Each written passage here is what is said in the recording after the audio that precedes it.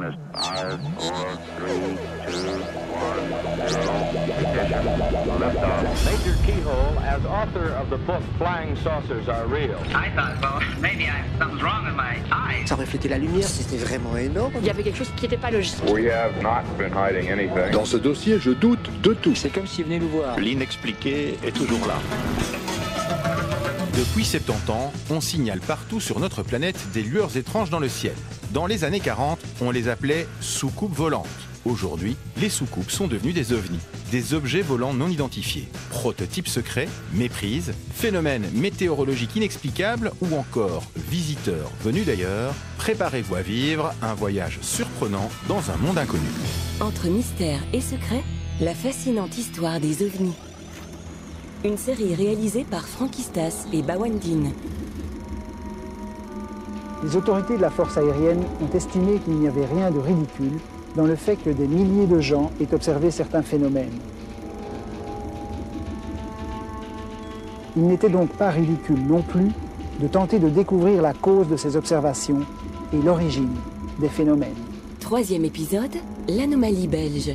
Avec dans les rôles principaux, Lucien Clerbeau, fondateur de la SOBEPS, la Société belge d'études des phénomènes spatiaux. Ça démarre brutalement, ça a été une avalanche, le cas. Michel Bougard, président de la SOBEPS. Il y a toujours un léger décalage entre la technologie qui nous est montrée par les ovnis et la technologie terrestre de l'époque. Et Patrick Ferrin, cofondateur de la SOBEPS. Notre association n'a pas de réponse.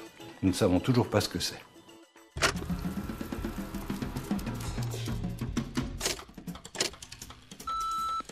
Oui, bonjour monsieur.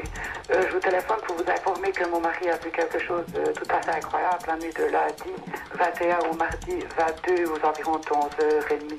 Le soir, il est rentré, il était traumatisé par ce qu'il venait de vivre et il a vu un objet énorme avec d'immenses rayons lumineux qui l'a suivi pendant plusieurs minutes alors qu'il rentrait à la maison.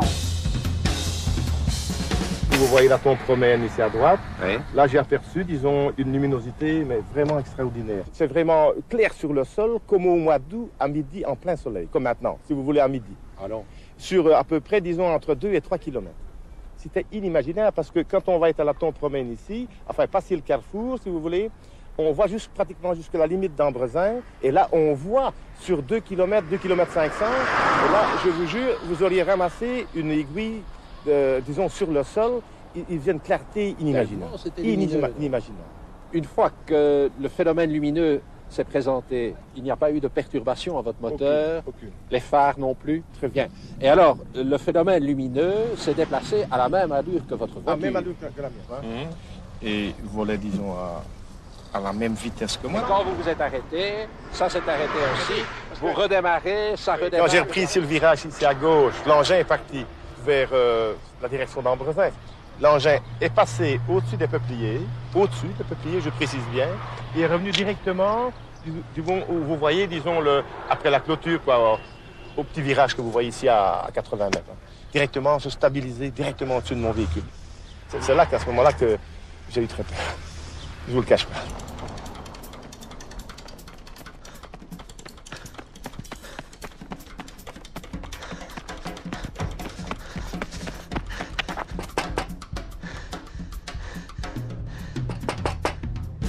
En rentrant chez moi, quand j'ai stationné ma voiture, j'avais la clé en main. Je n'ai pas pu ouvrir la porte, j'ai dû taper sur la porte. J'ai entendu tambouriner sur la porte. Je me suis demandé, tiens, qu'est-ce qui se passe? D'habitude, il a une clé, il rentre à son aise. Moi, je me suis précipitée pour voir ce qu'il y avait. Je me dis, est-ce qu'il y a eu un accident ou quoi? Alors, il est rentré en me disant, vite, vite, vite, Minouche, il y a quelque chose qui me suit depuis tout un temps. J'ai une peur. Grâce à cette archive, on comprend comment les enquêteurs de la SOBEPS travaillaient sur le terrain à la rencontre des témoins de la grande vague d'observation d'objets volants non identifiés en Belgique en 1989. Une vague célèbre pour ses signalements d'ovnis de forme triangulaire. Le but premier, c'est d'abord de récolter l'information et qu'elle ne se perde surtout pas. Ça, c'est le plus important à mon avis, c'est de rencontrer le témoin le plus rapidement possible et de collecter le maximum de données sur le terrain en compagnie du témoin, donc comme nous l'avons fait dans le cas ici du témoignage de M. Massard. Une fois que tout le travail sur le terrain est terminé, l'enquête n'est pas finie. C'est alors que nous devons continuer, donc notamment la rédaction du rapport et d'autres vérifications qui doivent se faire alors, cette fois, à une table de travail. La SOBEPS était la Société belge d'études des phénomènes spatiaux, une association de passionnés d'ufologie. 3 de ses membres les plus importants, qui étaient au cœur des événements lors de cette fameuse vague d'ovnis triangulaires, se rappellent cette période incroyable au micro d'une équipe de la RTBF. Ces interviews ont été réalisées il y a 15 ans. Elles sont pour la première fois diffusées dans leur intégralité. Alors, M. Bougard, est-ce que vous pouvez nous expliquer ce qu'est la SOBEPS ? C'est une ASBL qui s'est créée en 1972. Michel Bougard, président de la SOBEPS. Qui avait comme objectif l'étude et la récolte des témoignages sur les phénomènes dits ovnis, c'est-à-dire tout témoignage d'objets volants non identifiés ou en tout cas pas identifiables aisément au départ. Notre projet était triple, il y était à la fois la récolte des témoignages, les enquêtes qui concernent à faire un peu de tri pour voir un petit peu si nous ne pouvons pas expliquer ce que les gens observaient. Et un autre volet était de mettre en chantier des études sur le reliquat des phénomènes non expliqués. Et un troisième aspect était de faire connaître au public les résultats de nos recherches et de montrer qu'il y avait effectivement une question qui, à l'heure actuelle, n'a toujours pas été résolue. Il n'existait pas d'association en Belgique digne de ce nom, qui ait une envergure nationale, disons. Lucien Clerbeau, fondateur de la SOBEPS. Pas d'organisation structurée, des enquêteurs. Et si le phénomène est réellement représenté par un certain nombre de témoignages dont le contenu semble vraiment original et interpelle, ça méritait quand même une approche sérieuse, méthodique, scientifique, la plus scientifique possible, puisque la science est en principe la seule méthode qui puisse nous permettre d'être certains de quelque chose. Donc je me suis dit, bon, il fallait créer une organisation, une association, c'est ce que j'ai fait avec des amis de la SOBEPS, Patrick Ferrin. Et puis, très vite, beaucoup de monde nous a rejoints parce que nous avions une volonté de faire les choses objectivement et sérieusement. En 1989, après 17 années d'existence, la SOBEPS était sur le point de cesser ses activités. Pas assez de témoignages, pas assez d'observations d'objets volants non identifiés en Belgique. Mais le 29 novembre 1989, tout va changer. Brusquement, des ovnis triangulaires envahissent le ciel de Penn.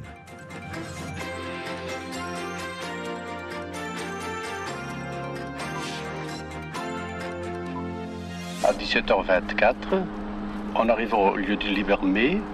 À droite, au-dessus d'une prairie, on a vu un gros engin en l'air qu'on aura pu identifier, mais avec des puissants phares dirigés vers le sol.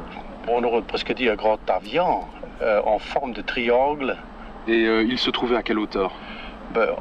Quasiment 200-300 mètres d'altitude. Cette nuit-là, il y a des témoignages partout dans la région de Penn. Dans la périphérie de Penn, beaucoup plus loin, et ça s'étale sur une dizaine de kilomètres, ça certainement. Patrick Ferrin, cofondateur de la SOBEPS. Et là, on a une masse de témoignages qui est quand même assez cohérente dans les descriptions. Il y a des variantes, bien sûr, parce que moi, je pense qu'il est fort possible que des témoins ou des groupes de témoins ont observé probablement le même objet, mais présentant des phases lumineuses différentes. Certains l'ont vu par en dessous, d'autres l'ont vu de profil, d'autres l'ont vu de côté. Certains ont eu le privilège de le voir par au-dessus, parce qu'ils étaient sur un point de relief assez élevé, et l'objet, à un moment donné, a plongé dans la vallée ou plus bas que le niveau des observateurs, et ont pu voir ce qui se passait au-dessus. Nous avons les 2 gendarmes qui ont véritablement déclenché les premières observations, M. Nicole et M. Von Montigny, qui, à un moment donné, pendant qu'ils observaient un objet qui stationnait au-dessus du barrage de la Gilep, ont eu l'occasion d'en voir un deuxième qui est sorti d'un rideau d'arbres sur leur côté. L'objet est passé au-dessus du rideau d'arbres et, à un moment donné, s'est incliné brièvement vers eux et ils ont eu l'occasion de voir une coupole éclairée au-dessus de l'objet. Donc il y a différentes phases, différents moments qui ont été observés de positions différentes par des témoins qui rapportent des détails différents. Mais si on met tout ça ensemble, on a un portrait robot qui est assez proche du fameux triangle que tout le monde décrit avec des coins cassés ou des coins arrondis et les 3 grandes surfaces lumineuses en dessous et quelque chose de ce qu'on appelle un gyrophare, décrit comme étant un gyrophare orange au centre ou une luminosité rouge, rougeâtre, qui parfois quitte l'objet et a une évolution indépendante de l'objet lui-même. Et il y a toute une série d'éléments qui ne peuvent avoir été rapportés que par des témoins qui se trouvaient à proximité. Donc là, on ne peut pas dire que ce sont des témoins qui ont été abusés parce que le phénomène se trouvait à des centaines de mètres d'eux. Ils n'auraient pas pu à ce moment-là rapporter une série de détails, une série de caractéristiques bien précises qui ne collent pas du tout avec ce qu'on peut observer si on observe un engin ordinaire.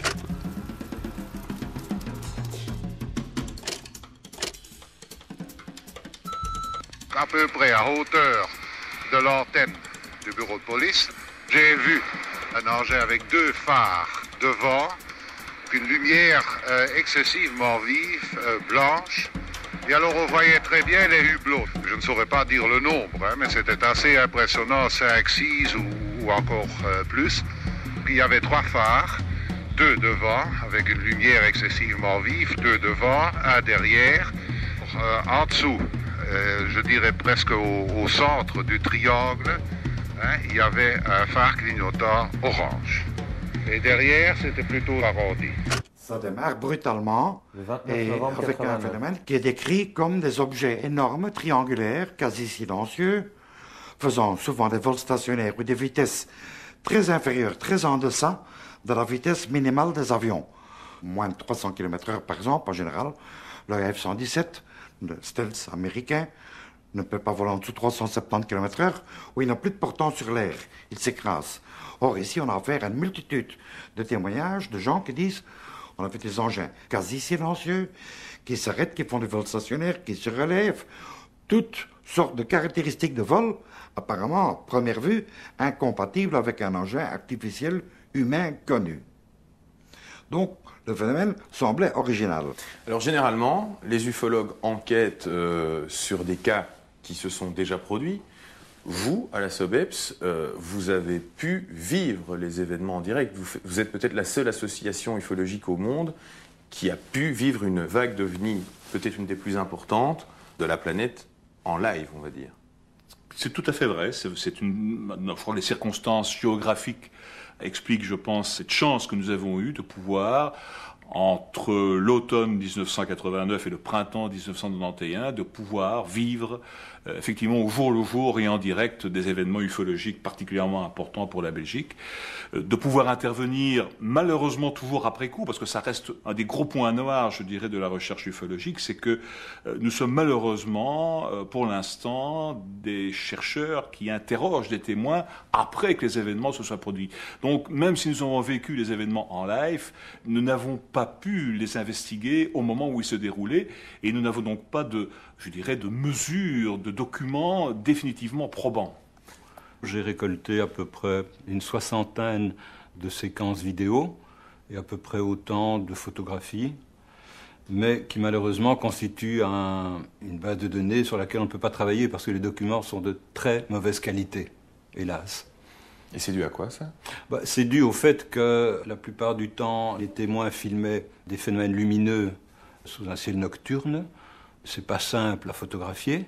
Et les documents vidéo sont de mauvaise qualité parce que les gens sont peu habitués à filmer ce genre de choses. Surtout à l'époque, il y avait très peu de caméras vidéo, c'était pas répandu comme maintenant. Et c'est principalement en automatique. L'appareil fonctionne en autofocus. Donc on a une succession d'images où c'est zoom in, zoom out constamment, c'est défocalisé et ça ne donne que des petits points lumineux avec lesquels on ne peut absolument rien faire. On ne peut pas travailler sur ce genre de matériel-là.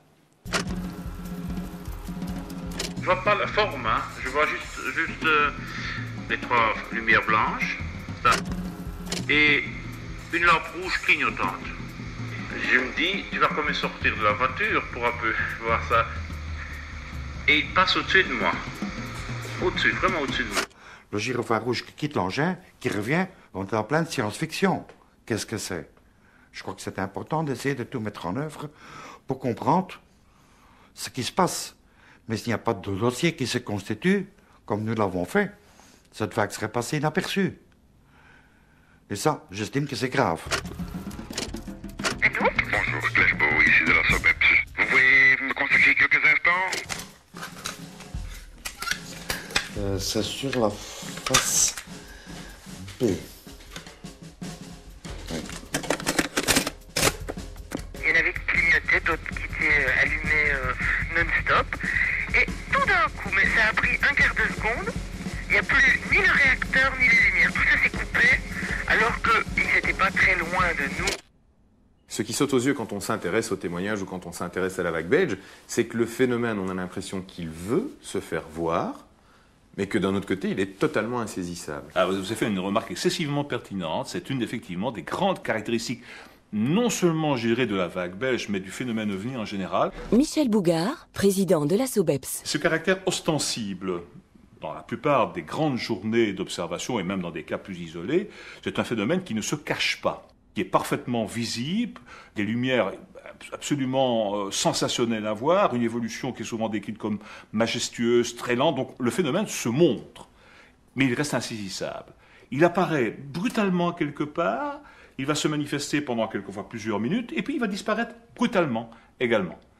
Tout à fait insaisissable, aucun moyen, sinon des photographies, mais on sait le crédit qu'on peut parfois leur attribuer, et nous avons donc un phénomène que nous ne pouvons pas appréhender avec les outils habituels que les scientifiques utilisent. Nous ne pouvons pas le bloquer, nous ne pouvons pas le fixer et pouvoir lui faire subir finalement ce que nous avons envie de lui faire subir. Il nous échappe.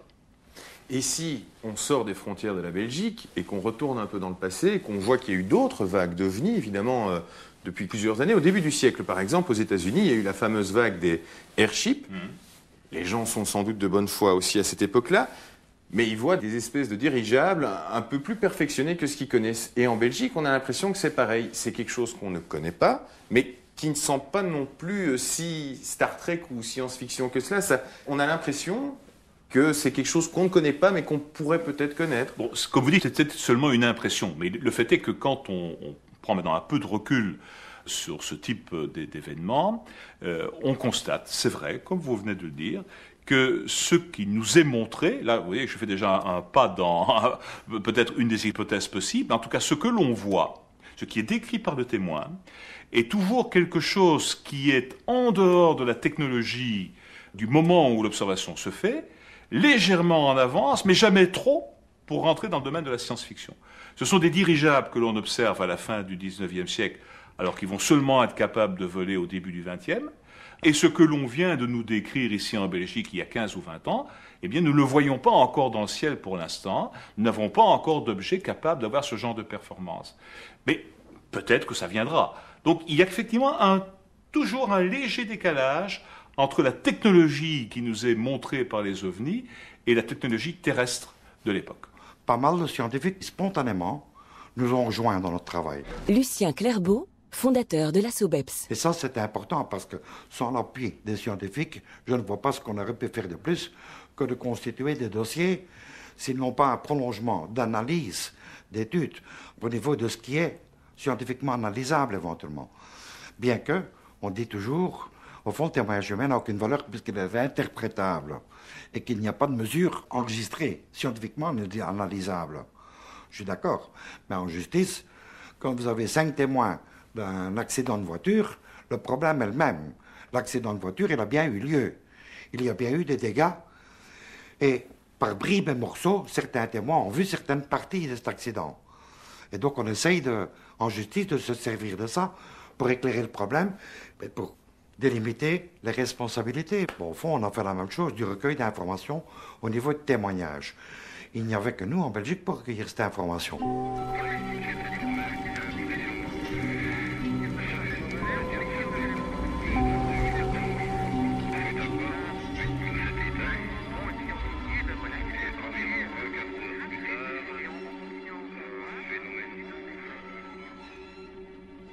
Monsieur Brennick, pouvez-vous nous expliquer pourquoi vous vous êtes, en tant que scientifique, intéressé au phénomène OVNI? Ça a débuté avec le début de la vague belge, fin 1989. Léon Brennick, professeur de physique à l'Université libre de Bruxelles, membre de la SOBEPS. J'ai appris par la radio, c'était la RTB, qu'en fait, il y avait des observations faites par des gens dignes de foi, comme les gendarmes de Eupen, par exemple, plus toute une série d'autres témoignages convergents avec ce qu'ils avaient vu durant la même soirée. Et ce qu'ils décrivaient, c'était un ou des engins qui avaient l'air artificiels, n'étaient pas des phénomènes naturels, et qui avaient des capacités de vol tout à fait étonnantes, en tout cas pour un physicien. C'était des objets de grande dimension, une trentaine de mètres d'envergure, si pas plus, qui étaient capables de vol stationnaire, à basse altitude, silencieux et sans effet de souffle vers le bas, alors que les témoins, les gendarmes par exemple, auraient dû sentir un tel souffle, vu la distance à laquelle ils se trouvaient et le fait qu'ils étaient pratiquement en dessous de l'engin.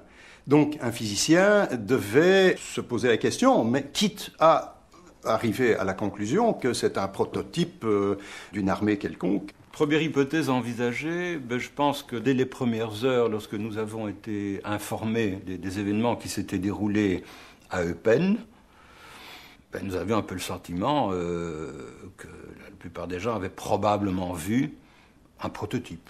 Patrick Ferrin, cofondateur de la SOBEPS. Et on s'est demandé qu'est-ce qui peut amener les gens à fournir des témoignages tels que ceux que nous récoltons. Qu'est-ce qu'ils ont pu voir qui pourrait correspondre à ça? Et on a cherché dans ce domaine-là. On n'a pas trouvé, parce que les témoins nous amènent toute une série de caractéristiques, toute une série d'indices d'étrangeté que nous ne pouvons qu'avec grande difficulté raccrocher à des choses connues, dans le domaine de l'aéronautique commune, je vais dire. Si c'était un prototype, il était utilisé dans des conditions un peu bizarres pour un prototype, au vu et au su de toute la population, sans se cacher. C'est un prototype secret, ou même un prototype non secret. C'est toujours dangereux de faire voler un prototype, il y a toujours un danger, et on ne le fait pas voler au-dessus d'une église ou d'un village, etc.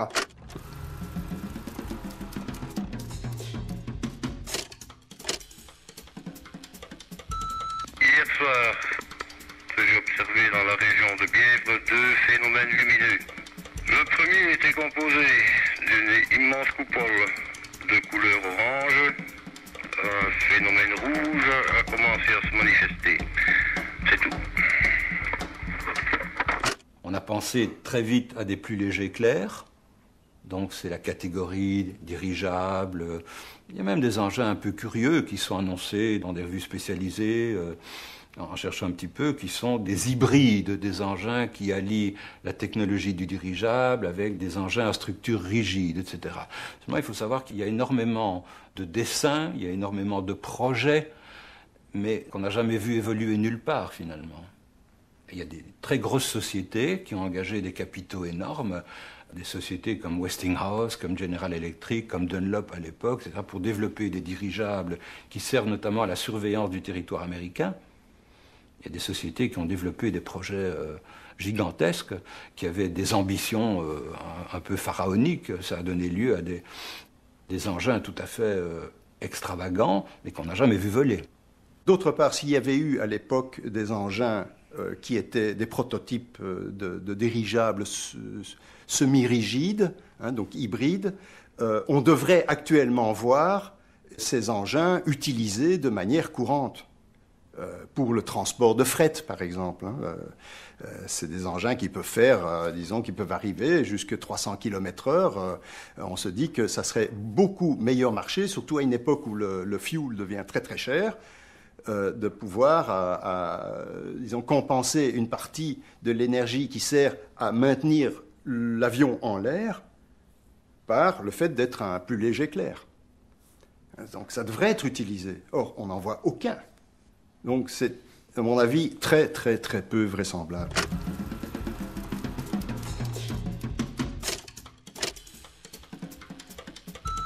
Je me suis retrouvée face à face avec un OVNI. Donc un grand appareil avec des gros phares et qui restait stationnaire et dont moi, par peur, j'ai fait demi-tour tellement que c'était impressionnant à voir. Alors, je vous téléphone par plusieurs intermédiaires. Donc, j'ai téléphoné à la gendarmerie et à l'observatoire d'Uccle. Et c'est là qu'ils m'ont autorisé de vous téléphoner afin de vous communiquer l'affaire que j'ai eue hier soir. Donc si vous voulez me contacter... La SOBEPS, hein. D'accord. J'ai repris la communication. En éliminant les unes après les autres les hypothèses qui ont été formulées, on peut toujours essayer d'en trouver d'autres. Bon, c'est l'esprit qui essaie de réduire, comme on le dit en science, un phénomène à des choses qui sont connues. Michel Bougard, président de la SOBEPS. On réduit l'inconnu à du connu. Et c'est une saine façon de travailler et de penser.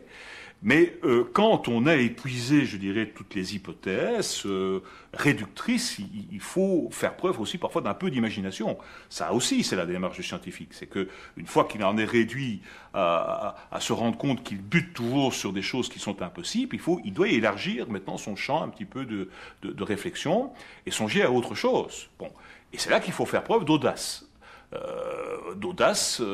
Et donc parfois oser dire les choses. Et vous savez que dans le cadre du phénomène OVNI, une des hypothèses, c'est d'imaginer que ces phénomènes ont une origine extérieure à la Terre, que ce ne sont pas des phénomènes d'origine humaine ni naturelle, que nous serions depuis pas mal de temps sans doute visités par des intelligences extraterrestres. Alors, nous n'avons évidemment aucune preuve pour affirmer qu'il en est bien ainsi. Hein. Simplement, ce type d'idée qui était encore jugée complètement marginale et dont on riait il y a 20 ans, aujourd'hui, ma foi, on la regarde autrement. Depuis une dizaine d'années, on a découvert que dans l'univers, il y avait peut-être bien d'autres systèmes solaires comme le nôtre, alors que certains les niaient encore il y a 10 ans, qu'on est en train de découvrir une flopée de planètes qui se trouvent dans l'univers parfois pas très lointain, et que probablement dans les mois, et sans doute en tout cas certainement dans les années à venir, on va découvrir dans l'univers d'autres terres, d'autres planètes du même style que la nôtre, ayant probablement les mêmes conditions pour que la vie puisse y être apparue. Rappelons que ces interviews ont été réalisées il y a 15 ans. Les découvertes récentes concernant des planètes pouvant abriter la vie donnent entièrement raison à Michel Bougard. Mais de là à dire à ce qu'ils viennent nous voir, le pas est presque infranchissable. Il est d'abord difficile à faire sur le plan strictement scientifique. Il est probablement encore beaucoup plus difficile de le faire sur le plan purement intellectuel. Nous sommes des gens qui vivons dans un univers. Nous avons déjà du mal à considérer la Terre comme étant un tout. Vous voyez un petit peu tout ce qui peut se passer au niveau des réflexions en matière de pollution et de gestion de notre planète. Nous avons déjà bien du mal à la considérer comme étant effectivement un tout. Nous nous contentons de notre petit coin localement. Donc imaginez que nous puissions être un pion, un élément dans un univers beaucoup plus vaste, sur le plan intellectuel, c'est une révolution colossale, bien plus importante que la révolution copernicienne au XVIe siècle, où subitement la Terre, qui était le centre du monde, est devenue tout simplement une planète tournant autour d'un soleil. C'était déjà en soi une révolution. Il y en a une autre maintenant à faire. Le temps et les découvertes et tout ce qui permettra une étude plus approfondie, peut-être des phénomènes OVNI qu'on néglige, parce qu'on s'intéresse beaucoup à travers des programmes tels que SETI à la recherche de la vie extraterrestre, mais peut-être qu'ils sont chez nous depuis très longtemps, en fin de compte. La vague se déclare en novembre 89. Lucien Clerbeau, fondateur de la SOBEPS. Et là où nous sommes véritablement asphyxiés par le nombre de témoins qui font surface. La SOBEPS avait déjà une certaine crédibilité auprès des médias et d'un certain nombre de scientifiques, mais pas la crédibilité que nous avons obtenue par après avec la masse de témoignages qui nous est arrivée. Et c'est là que nous avons pu porter notre action de manière beaucoup plus nationale, je dirais, en informant et l'entièreté du public, parce que c'est quand même un premier rôle. Il ne s'agit pas de recueillir des témoignages, de constituer des dossiers de 20 000 pages de rapport d'enquête sur la seule vague de 89-91, pour le plaisir de recueillir de l'information et garder ça sous le boisseau. On est là pour informer le public aussi.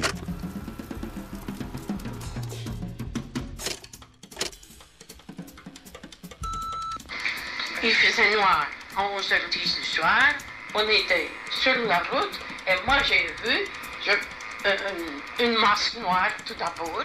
J'ai eu tellement peur qu'il allait descendre sur la voiture et quand il a vu les phares, qu'il était si près de nous, il a fait demi-tour. Qu'est-ce qui, 17 ans plus tard, vous paraît toujours aussi intriguant inexplicable? Ou alors est-ce que vous avez des explications, des hypothèses? Le tableau qui ressort, disons, de ce que j'ai vu, de ce que nous avons vu ensemble, c'est qu'il est certain que les différents témoins, il y en a eu beaucoup, ont vu un objet matériel. Léon Brenning, professeur de physique à l'Université libre de Bruxelles, membre de la SOBEPS. Et que ça n'était pas une hallucination collective. Ça, c'est la première chose à éliminer. J'ai essayé de procéder avec le rasoir d'Occam, d'éliminer les hypothèses en partant des hypothèses les plus immédiates, comme l'hallucination collective, à partir de quelques confusions avec des avions vus sous des angles un peu bizarres la nuit, avec des éclairages inhabituels, etc. Et donc, j'ai éliminé progressivement tout ça, par le travail qu'on a fait à la SOBEPS, disons les différents témoignages qu'on a recueillis, les campagnes d'observation, etc. Et donc j'arrive à la conclusion que c'était un ou certainement plusieurs objets matériels, que ces objets matériels n'étaient pas des phénomènes naturels, donc ce sont des engins construits, et qu'ils ont des capacités de vol, comme je le disais juste avant, tout à fait étonnantes et peu explicables ou pas du tout explicables avec les moyens scientifiques et techniques que nous avons actuellement. À moins que quelque chose d'extraordinaire soit resté caché depuis les années 89 jusque maintenant. Il est même presque impossible de prouver que c'était matériel. Un scientifique sceptique pourra vous dire qu'il me faudrait un morceau de l'engin, ou qu'il ait interagi avec l'environnement, qu'il ait atterri, laissé des traces, etc. Or, ça n'a jamais été le cas en Belgique. Non, il n'y a pas eu d'atterrissage, il n'y a pas eu, jusqu'à présent, dans la vague belge en tout cas, d'effets électromagnétiques sur les circuits de voiture. Et personne n'a touché un engin, il n'y a pas eu apparemment d'atterrissage, rien de tout ça. Mais je suis d'accord, nous n'avons que nos yeux pour voir un engin, mais quand on voit les avions, nous n'avons aussi que nos yeux. Ça ne nous empêche pas de les décrire. On sait que c'est le produit de technologie. Pourquoi? Parce que dans notre référentiel, dans notre tête, nous avons tous vu des avions de près, ou dans les JT, ou dans n'importe quelle émission. On sait ce que c'est. Là, on a affaire à quelque chose, on ne sait pas ce que c'est. Donc, l'homme se trouve devant un problème. Comment décrire ce que j'ai vu? Qui apparemment, je n'ai pas de référence pour l'expliquer, je ne sais pas ce que c'est, je ne sais pas à quoi le comparer. C'est quelque chose d'original. Et quand l'homme doit décrire quelque chose qui, en principe, d'après lui, n'existe pas parce qu'il ne connaît rien de comparable, parce qu'il a peur du ridicule, et il a peur de le dire à un ami, à son père ou à sa sœur. Je me suis retrouvée face à face avec un ovni. J'ai vu un engin avec deux phares. J'étais en compagnie de ma fille. Avant de marquer le stop, j'ai vu une luminosité très très forte. Et quand j'ai dit qu'est-ce que c'est que ça, J'ai fait demi-tour. Ma femme me dit qu'est-ce que c'est ça? il n'a plus avancé. Je voyais qu'elle regardait vers là. Et il a resté sur place. J'ai accéléré le pas. On peut penser à 36 choses à ce moment-là. Donc une lumière excessivement vive, c'était tellement violent. J'ai eu tellement peur. Ça c'était incroyable. La vague d'OVNI belge de 89 est unique au monde. Par sa durée, 18 mois, par le nombre de témoignages recueillis, plus de 2000, par la forme de ces objets volants non identifiés, des grandes plateformes triangulaires. Mais elle est aussi unique par la richesse de certaines journées, où l'OVNI est signalé de très nombreuses fois, à tel point qu'on peut parfois suivre tout son trajet, presque minute par minute, grâce au recoupement des témoignages. Une des grandes caractéristiques de la vague belge, c'est le fait qu'il y a eu des soirées particulièrement exceptionnelles d'observation. Une des grandes journées, à part celle du 29 novembre 1989, c'est celle du 11 décembre 89. Alors ces soirées démarrent dans la région d'Esneux, vers 17h25. Les témoins qui croient d'abord voir un hélicoptère observent une structure plutôt en forme de coupole avec de grands panneaux lumineux.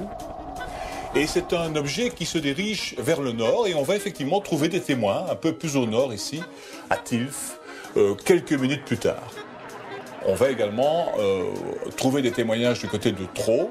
Tous ces témoins observent donc le même type d'objet vers 17h25, 17h35. Et puis pendant quasiment une demi-heure, nous n'avons plus aucun témoignage. Et nous allons passer complètement à l'ouest, ici dans la région de la Louvière, où à 18 h, on va retrouver plusieurs témoins qui observent une structure triangulaire avec les fameux 3 grandes zones éclairées dans chacun des coins et ce qu'ils appellent un gyrophare, une lumière rouge pulsante au centre. 18 h, le phénomène se dirige vers l'est et effectivement, nous allons trouver un autre groupe de témoins dans la région de Morlanway et Saint-Paul où entre 18 h et 18 h 10, on va observer à nouveau une structure triangulaire, toujours équipée des mêmes feux. On parle là de feu, d'un feu rouge clignotant, mais également faisant des mouvements de va-et-vient. Cette structure est décrite comme étant particulièrement majestueuse, silencieuse, alors que les gens de la Louvière prétendent avoir entendu un petit sifflement. Et cet objet se dirige alors vers le nord. Un quart d'heure plus tard, 18 h 25, on retrouve effectivement le phénomène à hauteur de Senef. Là, les témoins observent un objet qui est parfaitement immobile, 2 grands feux lumineux. Entre ces feux lumineux, à nouveau, les fameux rectangles éclairés, comme une demi-heure plutôt à S9. L'objet reste immobile, il en sort un puissant feu lumineux qui éclaire le sol, il bascule et puis il se dirige vers le sud-est en direction de l'autoroute E10. Il est à ce moment-là aux environs de 18 h 35 probablement. Nous avons d'autres témoins à jumer, mais les plus importants, c'est ici dans la région de Sambreville puis de Gemep-sur-Sambre qu'on va les trouver. Eh bien, l'observation a débuté parce que mon mari m'a demandé de regarder ce que je voyais en l'air, parce qu'il observait un engin depuis pas mal de temps. Donc j'ai regardé également, et puis j'ai vu une masse au-dessus de ces 2 maisons, assez sombre, avec 3 points lumineux jaunes. Et ça a été très rapide, j'ai observé, et puis j'ai vu une grappe, comme une grappe d'ampoule rouge qui sortait de l'appareil, il me semble du milieu, et qui se dirigeait vers la voiture de mon côté. Donc j'ai dit à mon mari qu'il fasse attention, parce que j'ai eu peur, j'ai même crié « Attention, ça fonce vers nous ».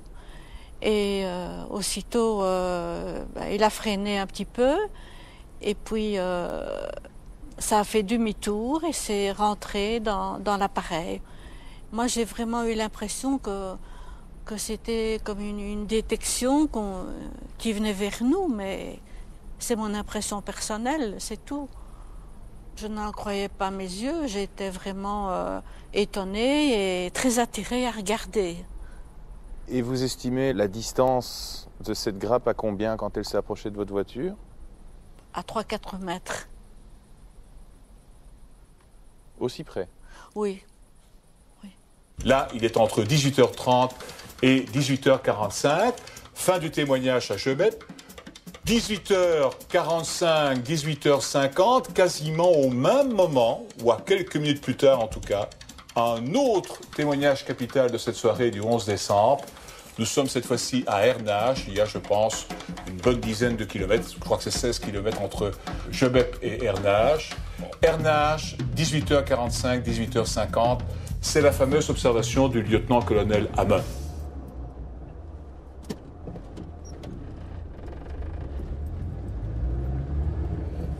Alors, je m'avance dans le chemin qui mène vers Sarre-Ernage. Et à hauteur de la borne téléphonique ici, j'observe un objet volant sur ma droite là-bas, constitué par 3 panneaux, un feu pulsant rouge en dessous, quoi. Et il vient direction générale les antennes de mêlerie et il se dirige vers le coin du bois qui se trouve droit devant nous là-bas. Et l'observation jusqu'à ce qu'il aille derrière le bois là-bas devant nous, combien de temps? Alors le temps, j'essaye de meubler le temps maintenant, parce que disons il se déplace très lentement. Et avec mon épouse, je suis resté au moins 30 secondes, une bonne trentaine de secondes ici à l'observer, immobile. Ah oui. Immobile. Alors il est arrivé à hauteur du bosquet là-bas, à la fin du bosquet qui se trouve, disons ici, à 200 mètres, 300 mètres devant nous. Et alors là, je me suis dit, attention, il va passer derrière le bois et je vais le perdre. Et j'ai redémarré à ce moment-là, au bout de 30-40 secondes. J'ai redémarré et tout en roulant, j'ai continué à l'observer. C'est ainsi que je l'ai vu passer, tout doucement, devant nous. Il sort du coin là-bas du bois. Voilà, et continue sa trajectoire rectiligne jusqu'à hauteur, maintenant, des éoliennes là-bas, qui n'existaient pas à ce moment-là, bien entendu. Il continue, et alors, à partir dans cette direction-ci, c'est à ce moment-là qu'il se dirige vers nous. Alors, il se dirige vers nous, avec son gros phare. Mon épouse ouvre sa fenêtre et me dit, André, maintenant, rentre, reviens. Je suis remonté à la voiture. J'ai continué à observer l'engin qui venait vers nous, avec son gros phare de lumière blanche. Et à ce moment-là, il a fait son looping. On a vu le ventre de l'engin, 3 feux, et à nouveau le gyrophare, enfin le feu pulsant rouge au milieu. Il s'est restabilisé, il s'est dirigé direction son rêve par là, et en 2-3 secondes, il a démarré, il est parti. Et votre impression à ce moment-là? C'était une appréhension, oui. Une appréhension. Alors, soit qu'on interprète ça comme une menace de l'engin, dans mon fort intérieur, soit que c'est une menace, soit que c'est une curiosité. Parce que, selon vous, quand on vous entend parler, vous semblez dire qu'il y avait une intelligence là-dedans. C'est comme c'est toujours dit. Il y avait une présence, il y avait une présence dans... Ça, c'est l'intérieur. À cause de la manœuvre de l'objet. Ah oui, c'était trop flagrant. C'est comme s'il se rapprochait pour pouvoir voir qu'est-ce qui se passait ici avec ma voiture qui s'était arrêtée, avec mes feux qui... Mes phares étaient là. J'ai arrêté simplement le moteur et mes phares étaient encore allumés. Et j'ai l'impression qu'il est venu voir ce qui se passait. C'est l'impression. Moi, j'ai l'impression qu'il y avait une intelligence là-dedans. Observation capitale, parce qu'elle est faite par quelqu'un qui connaît bien les phénomènes aériens, qui voit un objet venir du nord, effectuer toute une boucle ici, au-dessus de la région, et qui repart vers le sud. Les formes décrites sont tout à fait cohérentes avec ce qui est observé quelques minutes plus tôt à d'autres endroits. L'objet donc d'Ernage part vers le sud, et nous allons effectivement retrouver un peu plus tard, c'est-à-dire vers 19h ici à Suarlé, 19h10 un peu plus tard à Malone, le même type d'objet, le fameux grand triangle avec ces 3 zones éclairées et cette lumière pulsante rouge au centre. À Malone, les témoins voient l'objet se diriger plutôt vers le nord-ouest et nous avons des témoignages à Spie vers 19h15 qui sont tout à fait cohérents dans la chronologie en tout cas des événements avec ce que les témoins de Malone et de Suarlé avaient décrit. À ce moment-là, un nouveau bond pourrait-on dire dans l'espace puisque nous allons quitter les parages immédiats de l'autoroute et nous partons à Fortville où entre 19h15 et 19h30 selon l'enquête, on a un nouveau témoignage intéressant. Le témoin roule en voiture et il voit venant plutôt du sud-ouest 3 puissantes lumières qui éclairent le sol. C'est une route qui est en race campagne. Le témoin va se faire survoler par cette structure qui se déplace très lentement et on va retrouver la fameuse lumière rouge pulsante au centre de cet objet. Fortville, nous sommes à 19h30. À quelques minutes près, nous allons voir le dernier témoignage dans la région. Nous revenons là à hauteur de l'échangeur de Dossou. Et là, on a un témoignage également intéressant à Émile Dossou. La personne qui relate, ils sont plusieurs témoins, mais un des témoins est un pilote de planeur. Il prend là aussi le phénomène qu'il observe d'abord pour un hélicoptère, mais il se rend compte par le fait qu'il reste immobile, par le fait aussi qu'il va basculer à un moment donné avant de partir vers Champon, puis en direction de Liège, que ça ne peut pas être un hélicoptère. Il est 19h30 et à nouveau, pendant une demi-heure, nous n'avons plus aucun témoignage. Et nous retrouvons une demi-heure plus tard, au nord-est du dernier témoignage, ici dans la région de Blény, vers 20h, donc plusieurs témoins qui vont décrire l'évolution d'un objet qui va effectuer au-dessus du plateau de Herve toute une série d'évolutions. Voilà en gros la chronologie de ces événements de la soirée du 11 décembre. C'était vraiment interpellant. Léon Brennig, professeur de physique à l'Université libre de Bruxelles, membre de la SOBEPS. Depuis le début, je suis dans une phase d'oscillation régulière entre un état où je me dis mais c'est incroyable, c'est pas possible que ça ne soit, que ça n'existe pas, étant donné qu'il y a tellement de témoins et on peut quand même pas mépriser les témoins à ce point-là. il y a une corrélation très très forte entre tous les témoignages. Et parmi ces témoignages, il y a des gendarmes, il y a des militaires, donc des gens assermentés, etc. C'est pas possible. Et j'ai aussi entre cet état-là et l'autre où je me dis, mais c'est pas possible. Les militaires auraient dû le voir. Les militaires auraient dû le détecter. On a quand même eu un ministre Côme, qui est venu dire à la télévision que le phénomène existait bien, mais qu'il ne fallait pas paniquer parce qu'il n'était pas menaçant. Quand on assiste à des choses pareilles, on ne peut pas changer d'avis, même après 17 ans. Et quel était, le fait qu'un ministre de la Défense vienne parler devant la population pour la calmer face à ce phénomène, pour moi, ça laisse indiquer, parce qu'il avait certainement accès à d'autres sources d'informations que nous. Je suis persuadé. C'est pas possible autrement. Notre association n'a pas de réponse. Patrick Ferrin, cofondateur de la SOBEPS. Je crois que chacun parmi nous a peut-être sa petite idée. Bien sûr, nous ne sommes qu'une ASBL, on a un groupe d'amis, on a un groupe de gens, on a des idées, chacun est libre d'avoir ses hypothèses. Mais officiellement, la SOBEPS, 18 ans plus tard, ce que nous tenons à dire, c'est que nous n'avons pas de réponse. Ni dans un sens, ni dans l'autre. Quelle que soit l'hypothèse de travail qu'on veuille privilégier, nous n'avons aucune réponse, nous n'avons aucune certitude, nous ne savons toujours pas ce que c'est.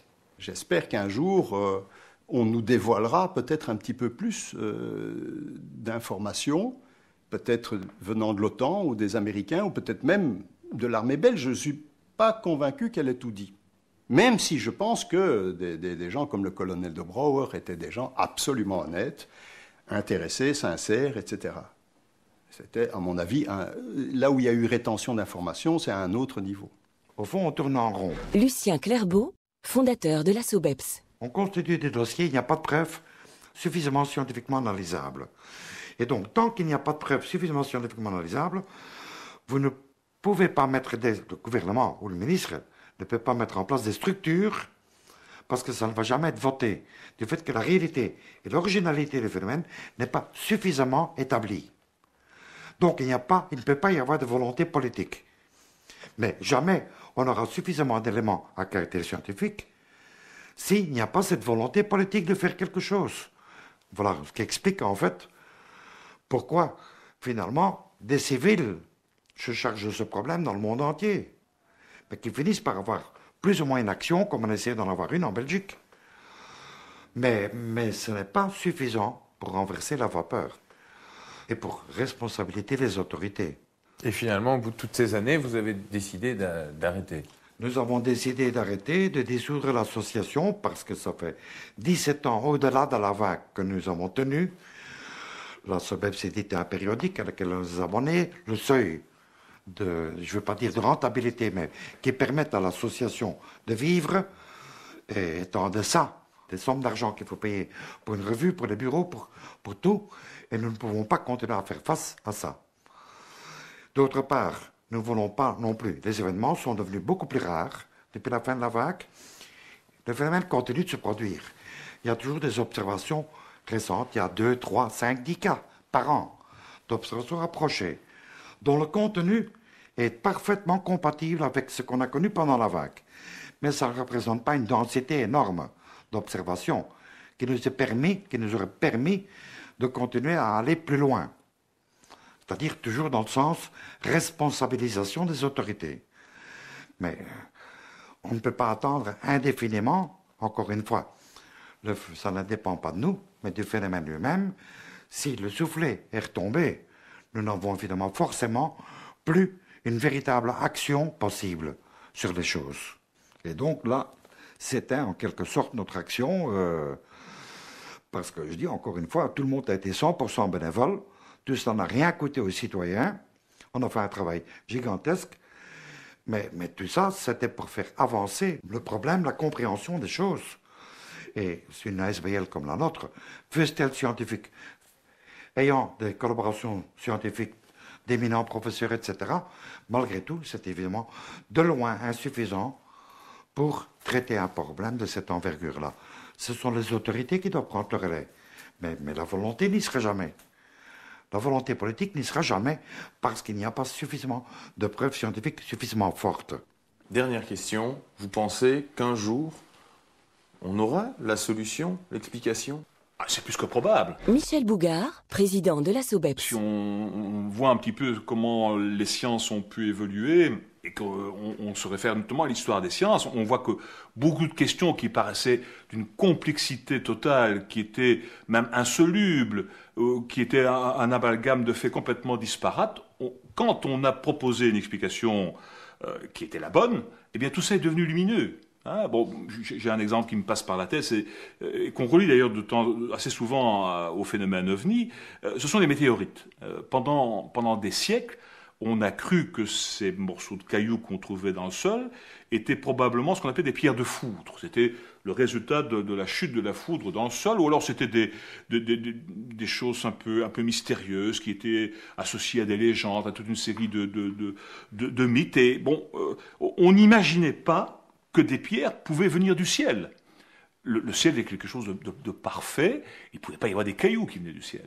Et le jour où, au tout début du 19e siècle, on a émis l'hypothèse et qu'on a pu vérifier qu'effectivement, il y avait bien la possibilité d'avoir des chutes de pierres venant traverser l'atmosphère terrestre, et bien brusquement, un ensemble de récits, de cas, de témoignages qu'on avait engrangés depuis des siècles, se sont éclairés, tout ça devenait cohérent, devenait lumineux, on avait une explication pour tout ça. Alors on peut espérer, effectivement, mais ce sera alors probablement à l'échelle de la Terre entière, puisque le phénomène OVNI, évidemment, est mondial, eh bien, que dans quelques décennies, peut-être plus tôt, peut-être plus tard, on aura une réponse, et que tous ces événements qui nous paraissent bien mystérieux encore aujourd'hui pour la vague belge, trouveront alors une explication. Mais ça doit être terriblement difficile de s'arrêter après s'être investi autant d'années et aussi fort. Oui, bien sûr, mais par la force des choses, on ne peut pas faire autrement, en espérant qu'un jour le problème évolue, mais que le problème évolue par lui-même, et qu'il s'impose de lui-même, au niveau de ses caractéristiques, de ses particularités, et que peut-être qu'un jour il s'avérera être réellement original, ce que nous avons pensé jusqu'à présent, l'examen des témoignages, mais ça, c'est une toute autre histoire. Pour conclure, vous espérez un jour quand même connaître la solution, même si c'est pas bien vous. Bien sûr, mais depuis 50 ans, toutes les personnes qui s'intéressent au problème se posent la question. Le grand public se pose la question. Dans tous les pays du monde, il y a eu des émissions qui s'intéressent au problème. Les forces militaires, dans beaucoup de pays, s'intéressent. Voudraient aussi savoir qu'est-ce qui se passe, qu'est-ce que c'est et d'où ça vient. Mais on ne maîtrise pas et on ne contrôle pas les choses. Et partout, les volontés politiques sont aux abonnés absents. Donc, ça ne fera pas avancer les choses. Jusqu'au jour où le phénomène lui-même va peut-être s'imposer d'une manière plus directe, plus franche, plus ouverte, et que là, on aura un éclaircissement du problème. Vous croyez que ça arrivera, ça, un jour? Pas un problème de croyance, c'est un problème... Ça tient uniquement à la volonté du phénomène, je n'en sais rien. Mais apparemment, le phénomène, il produit une technologie, de l'intelligence, donc il y a un objectif derrière. Si c'est bien matériel et produit une technologie, donc de l'intelligence, il y a un objectif. Cet objectif, c'est quoi? On n'en sait rien. Mais est-ce que ça vient d'ailleurs ou pas? On ne sait pas. On n'en a pas de preuves scientifiquement suffisamment élaborées. Mais si c'est le cas, si ça s'avère un jour être le cas, se vérifier, à ce moment-là, ça devient évidemment peut-être le problème le plus important de l'histoire de l'humanité. Parce que pour l'instant, on a vécu très égocentriquement. 31 ans plus tard, personne n'a pu donner une explication globale satisfaisante à la vague d'OVNI belge de 1989. C'est une bataille contre du vent. Ni trace, ni indice, il n'y a plus rien. Dans le prochain épisode, OVNI, les pilotes contre-attaquent. Depuis 1947, les militaires entretiennent des relations complexes avec les OVNI. Ils les étudient, les prennent au sérieux, les tournent en ridicule, pour finalement les prendre en chasse avec leurs avions à réaction.